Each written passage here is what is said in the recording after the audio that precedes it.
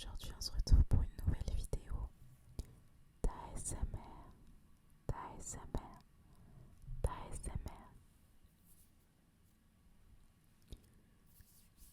Je vais te lire une petite histoire. Alors installe-toi confortablement, prends ton plaid et écoute le son de ma voix, de ma voix, de ma voix, de ma voix.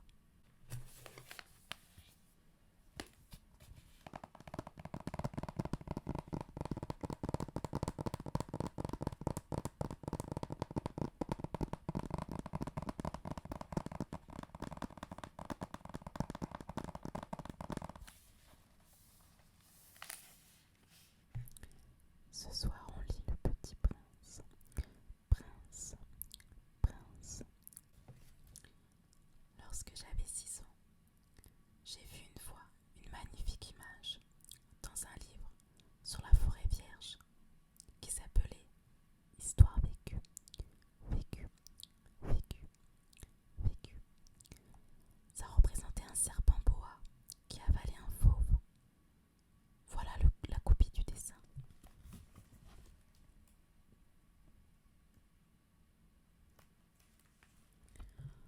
On disait dans le livre, les serpents boa avalent leur proie tout entière sans la mâcher.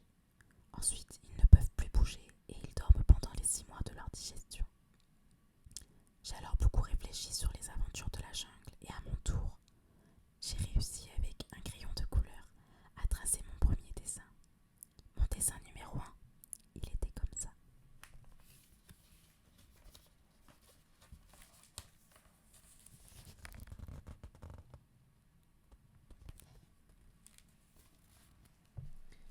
J'ai montré mon chef-d'œuvre aux grandes personnes et je leur ai demandé si mon dessin leur faisait peur.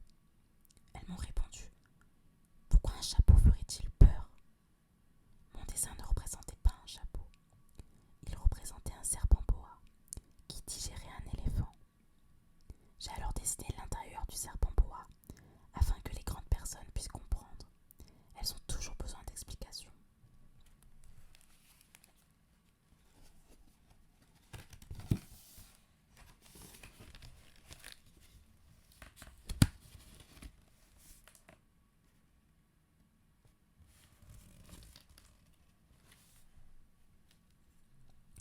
Les grandes personnes m'ont conseillé de laisser de côté les dessins de serpents boa, ouverts ou fermés, et de m'intéresser plutôt à la géographie, à l'histoire, au calcul et à la grammaire.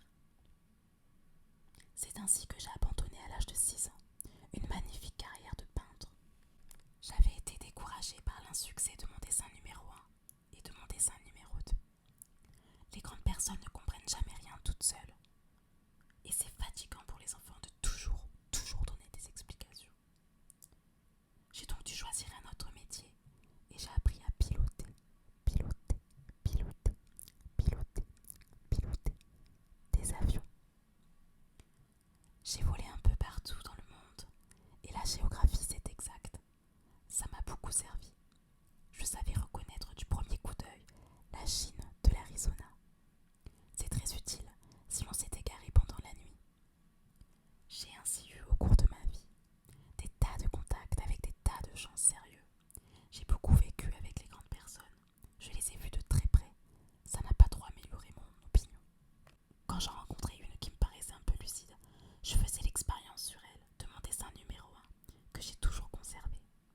Je voulais savoir si elle était vraiment compréhensive, mais toujours elle me répondait: c'est un chapeau.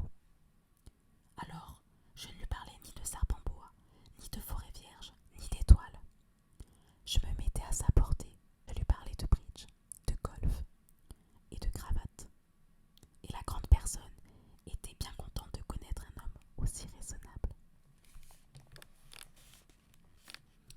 J'ai ainsi vécu seule sans personne avec qui parler véritablement, jusqu'à une panne dans le désert du Sahara. Sahara, Sahara, Sahara. Il y a 6 ans, quelque chose s'était cassé dans mon moteur. Et comme je n'avais avec moi ni mécanicien ni passager, je me préparais à essayer de réussir tout seul. Une réparation difficile. C'était pour moi une question de vie ou de mort. J'avais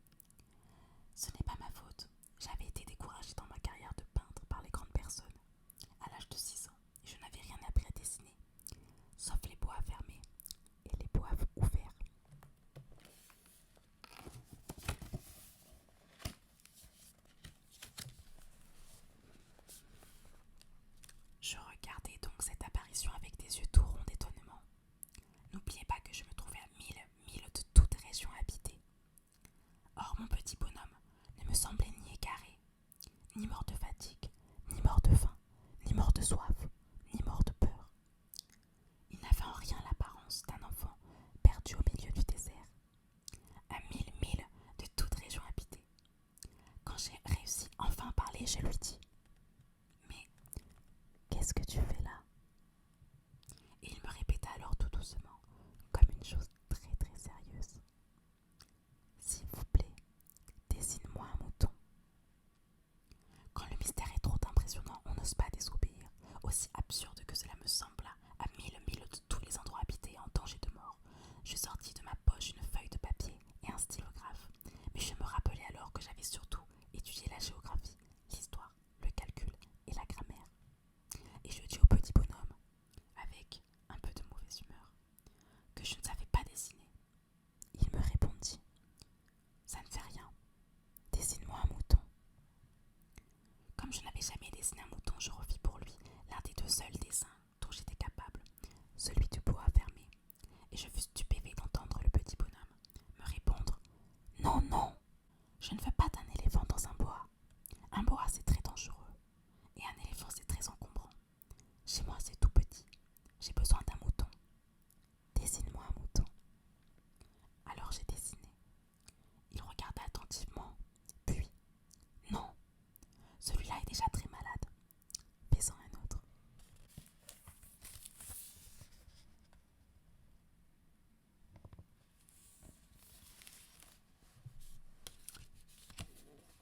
Je dessinais. Mon ami sourit gentiment avec indulgence. Tu vois bien, ce n'est pas un mouton, c'est un bélier. Il a des cornes.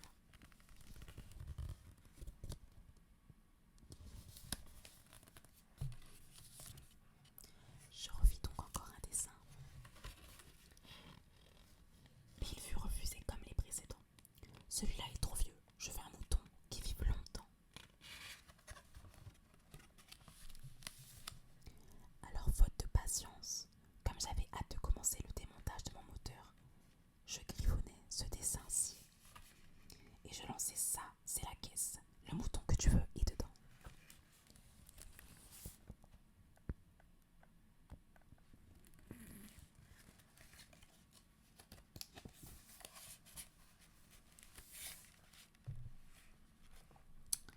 Mais je fus bien surpris de voir s'illuminer le visage de mon jeune juge. C'est tout à fait comme ça que je le voulais. Crois-tu qu'il faille beaucoup d'herbe à ce mouton? Pourquoi? Parce que chez moi c'est tout petit. Ça suffira sûrement. Je t'ai donné un tout petit mouton. Il pencha la tête vers le dessin. Pas si petit que ça. Tiens, il s'est endormi. Et c'est ainsi que je fis la connaissance du petit prince. Il me fallut longtemps pour comprendre d'où il venait. Le petit prince, qui me posait beaucoup de questions, ne semblait jamais entendre les miennes. Ce sont des mots prononcés par hasard qui, peu à peu, m'ont tout révélé. Ainsi, quand il aperçut pour la première fois mon avion, je ne dessinerai pas mon avion, c'était un dessin beaucoup trop compliqué pour moi. Il me demanda « Qu'est-ce que c'est que cette chose-là » ? Ce n'est pas une chose, ça vole, c'est un avion, c'est mon avion. Et j'étais fière de lui apprendre que je volais. Alors il s'écria « Comment? Tu es tombé du ciel ?» Oui, fis-je modestement. Ah, ça c'est drôle. Et le petit prince eut un très joli éclat de rire qui mérita beaucoup. Je désire que l'on prenne mes malheurs au sérieux. Puis il ajouta « Alors toi aussi tu viens du ciel. De quelle planète es-tu » J'entrevis aussitôt une lueur dans le mystère de sa présence, et j'interrogeai brusquement « Tu viens donc d'une autre planète ?» Mais il ne me répondit pas. Il hocha la tête doucement, tout en regardant mon avion. C'est vrai que là-dessus tu ne peux pas venir de bien loin. Et il s'enfonça dans une rêverie qui dura longtemps. Puis, sortant mon mouton de sa poche, il se plongea dans la contemplation de mon trésor. Le petit prince, sur l'astéroïde P612.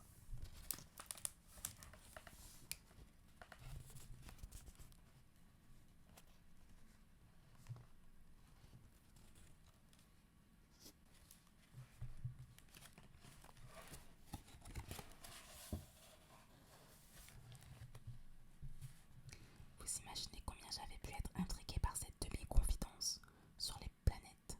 Je m'efforçais donc d'en savoir plus. D'où viens-tu, mon petit bonhomme? Où est-ce? Chez toi?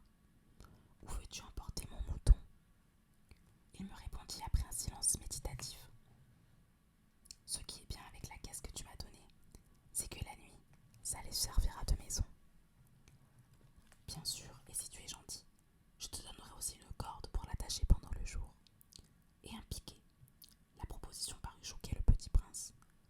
L'attacher? Quelle drôle d'idée! Mais si tu ne l'attaches pas, il ira n'importe où et il se perdra. Et mon ami eut un nouvel éclat de rire. Mais où veux-tu qu'il aille? N'importe où, droit devant lui. Alors le petit prince remarqua gravement. Ça ne fait rien, c'est tellement petit, c'est chez moi. Et avec un peu de mélancolie peut-être, il ajouta: droit devant, soit on ne peut pas aller bien loin. J'avais ainsi appris une seconde chose très importante, c'est que sa planète d'origine était à peine plus grande qu'une maison. Ça ne pouvait pas m'étonner beaucoup. Je savais bien qu'en dehors des grosses planètes, comme la Terre, Jupiter, Mars, Vénus, auxquelles on a donné des noms, il y en a des centaines d'autres qui sont quelquefois si petites qu'on a beaucoup de mal de les apercevoir au télescope. Quand un astronome découvre l'une d'elles, il lui donne pour nom un numéro. Il l'appelle par exemple l'astéroïde 325. J'ai de sérieuses raisons de croire que la planète d'où venait le petit prince est l'astéroïde B612. Cet astéroïde n'a été aperçu qu'une fois au télescope en 1909 par un astronome turc. Il avait fait alors une grande démonstration de sa découverte à un congrès international d'astronomie, mais personne ne l'avait cru à cause de son costume. Les grandes personnes sont comme ça, bien sûr. Heureusement pour la réputation de l'astéroïde B612, un dictateur turc imposa à son peuple sous peine de mort de s'habiller à l'européenne. L'astronome refit sa démonstration en 1920 dans un habit très élégant. Et cette fois-ci, tout le monde fut de son avis. Si je vous ai raconté ces détails sur l'astéroïde B612 et si je vous ai confié son numéro, c'est à cause des grandes personnes. Les grandes personnes aiment les chiffres. Quand vous leur parlez d'un nouvel ami, elles ne vous questionnent jamais sur l'essentiel. Elles ne vous disent jamais quel est le son de sa voix, quels sont les jeux qu'il préfère, est-ce qu'il collectionne les papillons. Elles vous demandent quel âge a-t-il, combien a-t-il de frères, combien pèse-t-il, combien gagne son père. Alors seulement elles croient le connaître. Si vous dites aux grandes personnes: j'ai vu une belle maison en briques roses avec des géraniums aux fenêtres et des colombes sur le toit, elles ne parviennent pas à s'imaginer cette maison. Il faut leur dire: j'ai vu une maison de 100 000 francs. Alors elles s'écrient: comme c'est joli. Ainsi, si vous leur dites: la preuve que le petit prince a existé, c'est qu'il était ravissant, qu'il riait et qu'il voulait un mouton. Quand on veut un mouton, c'est la preuve qu'on existe. Elles hausseront les épaules et vous traiteront d'enfant. Mais si vous leur dites: la planète d'où il venait est l'astéroïde B612, alors elles seront convaincues et elles vous laisseront tranquilles avec leurs questions. Elles sont comme ça. Il ne faut pas leur en vouloir. Les enfants doivent être très indulgents envers les grandes personnes. Mais bien sûr, nous qui comprenons la vie, nous nous moquons bien des numéros. J'aurais aimé commencer cette histoire à la façon des contes de fées. J'aurais aimé dire: il était une fois un petit prince qui habitait une planète à peine plus grande que lui et qui avait besoin d'un ami. Pour ceux qui comprennent la vie, ça aurait eu l'air beaucoup plus vrai. Car je n'aime pas qu'on lise mon livre à la légère. J'éprouve tant de chagrin à raconter ses souvenirs. Il y a 6 ans déjà que mon ami s'en est allé avec son mouton. Si j'essaie ici de le décrire, c'est afin de ne pas l'oublier. L'oublier. C'est triste d'oublier un ami. Tout le monde n'a pas eu d'amis. Et je puis devenir comme les grandes personnes qui ne s'intéressent plus qu'aux chiffres. C'est donc pour ça encore que j'ai acheté une boîte de couleurs et des crayons. C'est dur de se remettre au dessin, à mon âge, quand on n'a jamais fait d'autres tentatives que celle d'un pot à fermer et celle d'un pot à ouvert. J'essaierai bien sûr de faire des portraits le plus ressemblants possible, mais je ne suis pas tout à fait certain de réussir.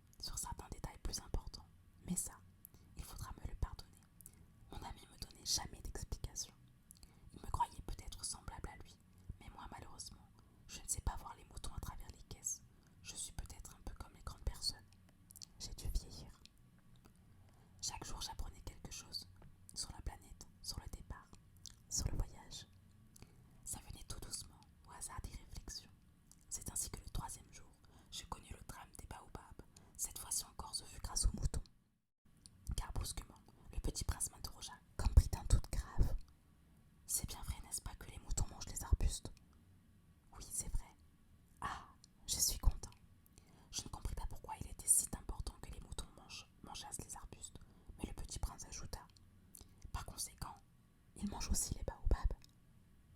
Baobab, baobab, baobab. Il remarquait au petit prince que les baobabs ne sont pas des arbustes, mais des arbres grands, comme des églises, et que si même il emportait avec lui tout un troupeau d'éléphants, ce troupeau ne viendrait pas à bout d'un seul baobab. L'idée du troupeau d'éléphants fit rire le petit prince. Il faudrait les mettre les uns sur les autres. Mais il remarqua avec sagesse: les baobabs, avant de grandir, ça commence par être petit. C'est exact, mais pourquoi veux-tu que tes moutons mangent les petits baobabs? Il me répondit: ben voyons, comme s'il s'agissait d'une évidence. Et il me fallut un grand effort d'intelligence pour comprendre à moi seul ce problème. Et en effet, sur la planète du petit prince, il y avait, comme sur toutes les planètes, les bonnes herbes et les mauvaises herbes. Par conséquent, de bonnes graines, de bonnes herbes, et de mauvaises graines, de mauvaises herbes. Mais les graines sont invisibles. Elles dorment dans le secret de la terre jusqu'à ce qu'ils prennent fantaisie. À l'une d'elles de se réveiller. Alors elles s'étirent, elles poussent d'abord timidement vers le soleil, une ravissante petite brindille inoffensive. S'il s'agit d'une brindille de radis ou de rosier, on peut la laisser pousser comme elle veut. Mais s'il s'agit d'une mauvaise plante, il faut arracher la plante aussitôt, dès qu'on a su la reconnaître. Or il y avait des graines terribles sur la planète du petit prince.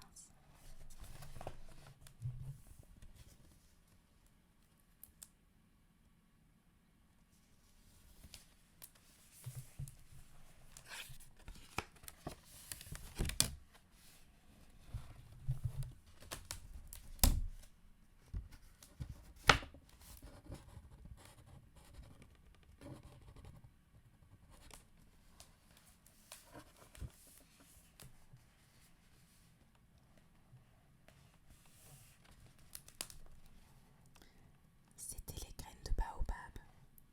Le sol de la planète en était infesté. Or, un baobab, s'il s'y prend trop tard, on ne peut jamais plus s'en débarrasser. Il encombre toute la planète. Planète, planète, planète, planète. Et si la planète est trop petite, et si les baobabs sont trop nombreux, ils la font éclater. C'est une question de discipline, me disait plus tard le petit prince. Quand on a terminé sa toilette du matin, il faut faire soigneusement la toilette de la planète. Il faut s'astreindre régulièrement à arracher les baobabs, dès qu'on les distingue d'avec les rosiers, auxquels ils ressemblent beaucoup quand ils sont très jeunes. C'est un travail très ennuyeux, mais très facile. Et un jour, il me conseilla de m'appliquer à réussir un beau dessin, pour bien faire entrer ça dans la tête des enfants de chez moi. S'ils voyagent un jour, me disait-il, ça pourra leur servir. Il est quelquefois sans inconvénient de remettre à plus tard son travail. Mais s'il s'agit des baobabs, c'est toujours une catastrophe. J'ai connu une planète habitée par un paresseux. Il avait négligé 3 arbustes. Et sur les indications du petit prince, j'ai dessiné cette planète. Je n'aime guère prendre le ton d'un moraliste, mais le danger des baobabs est si peu connu, et les risques courus par celui qui s'est garé dans un astéroïde sont si considérables que pour une fois, je fais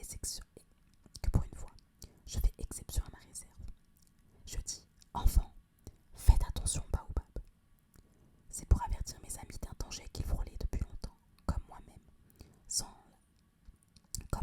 sans la connaître, que j'ai tant travaillé ce dessin-là. La leçon que je donnais en valait la peine. Vous vous demanderez peut-être pourquoi n'y a-t-il pas dans ce livre d'autres dessins aussi grandioses que le dessin des baobabs. La réponse est bien simple. J'ai essayé mais je n'ai pas pu réussir. Quand j'ai dessiné les baobabs, j'ai été animée par le sentiment de l'urgence.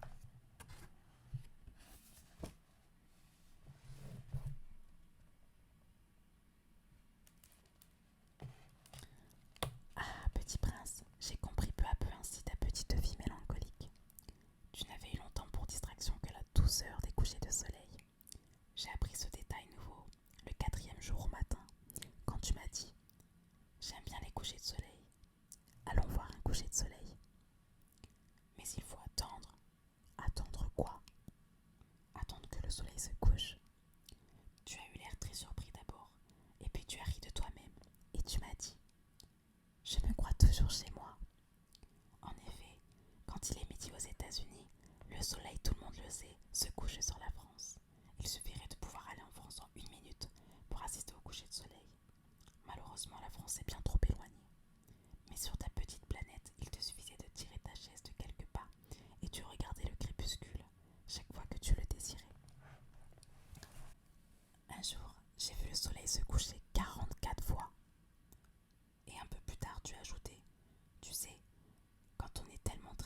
on aime les couchers de soleil. Le jour des 44 fois, tu étais donc tellement triste.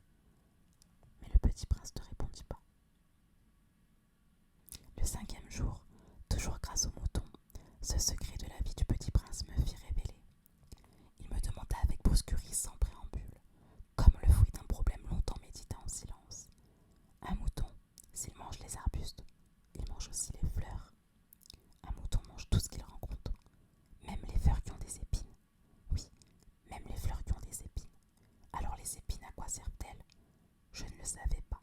J'étais alors très occupé à essayer de dévisser un boulon trop serré de mon moteur. J'étais très soucieux car ma panne commençait de m'apparaître comme très grave et l'eau à boire qui m'épuisait me faisait craindre le pire. Les épines, à quoi servent-elles? Le petit prince ne renonçait jamais à une question, une fois qu'il l'avait posée. J'étais irrité par mon boulon et je répondis n'importe quoi. Les épines, ça ne sert à rien, c'est de la pure méchanceté de la part des fleurs. Oh! Mais après un silence, il me lança avec une sorte de rancune. Je ne te crois pas. Les fleurs sont faibles, elles sont naïves, elles se rassurent comme elles peuvent, elles se croient terribles avec leurs épines. Je ne répondis rien. À cet instant, je me disais, si ce boulon résiste encore, je le ferai sauter d'un coup de marteau. Le petit prince dérangea de nouveau mes réflexions. Et tu crois, toi, que les fleurs... Mais non, mais non, je ne crois rien. J'ai répondu n'importe quoi, je m'occupe, moi, de choses sérieuses. Il me regarda stupéfait. De choses sérieuses. Il me voyait, mon marteau à la main, et les doigts noirs de cambouis, penchés sur un objet qui lui semblait très laid. Tu parles comme les grandes personnes. Ça me fit un peu honte, mais impitoyable, il ajouta. Tu confonds tout, tu mélanges tout. Il était vraiment très irrité. Il secouait au vent des cheveux tout dorés. Je connais une planète où il y a un monsieur cramoisi. Il n'a jamais respiré une fleur. Il n'a jamais regardé une étoile. Il n'a jamais aimé personne. Il n'a jamais rien fait d'autre que... Il n'a jamais rien fait d'autre que des additions. Et toute la journée, il répète comme toi. Je suis un homme sérieux. Je suis un homme sérieux. Et ça le fait gonfler d'orgueil. Mais ce n'est pas un homme. C'est un champignon. Un quoi?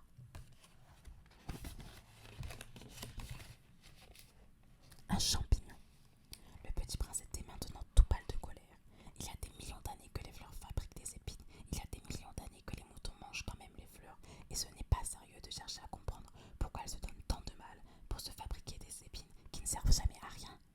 Ce n'est pas important la guerre des moutons et des fleurs. Ce n'est pas plus sérieux et plus important que les additions d'un gros monsieur rouge.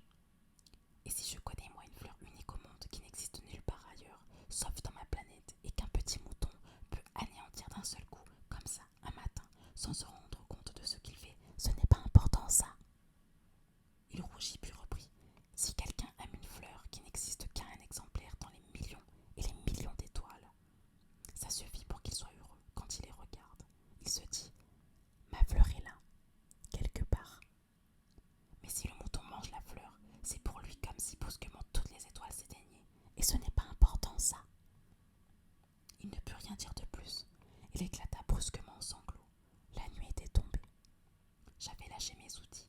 Je me moquais bien de mon marteau, de mon boulon, de la soif et de la mort. Il y avait une étoile sur une planète, la mienne, la terre, un petit prince à consoler. Je le pris dans mes bras, je le berçai. Je lui disais, la fleur que tu aimes n'est pas en danger. Je lui dessinerai une muselière à ton mouton. Je te dessinerai une armure pour ta fleur. Je ne savais pas trop quoi dire. Je me sentais